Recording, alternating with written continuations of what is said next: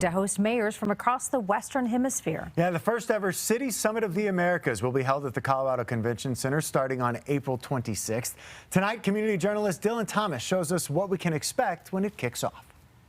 The City Summit is coming right here to Denver. It's a three-day convention that will feature mayors from across Latin America and the Caribbean, a place to share ideas and to identify solutions to daily problems. It may be empty now, but soon the Colorado Convention Center will be filled with elected officials from across the Western Hemisphere. A lot of those leading city officials are going to be coming to Denver to talk about the challenges they face in their communities, as well as some of the lessons learned and the way that Denver has set a model in a lot of those spaces. Ari Pals is a summit advisor for the U.S. Department of State, the team tasked by President Biden to host mayors from Latin America and the Caribbean. One of the things that I think is most exciting about the City Summit is the opportunity for cities to steal good ideas from one another. The convention will cover everything from trash removal to transportation and more. We'll have renewable energy, conventional energy leaders talking about how do we sustainably transition to renewable energy. While most visitors will be from other states and countries, there's a little bit of a homecoming for me. Pals was thrilled to see Denver selected to host this event.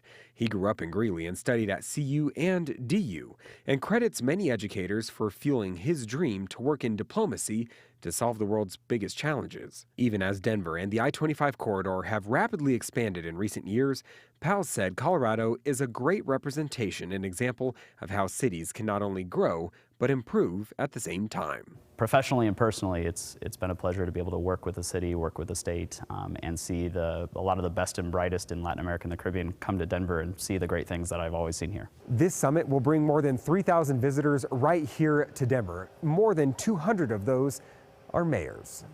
In Denver, Dylan Thomas covering Colorado First.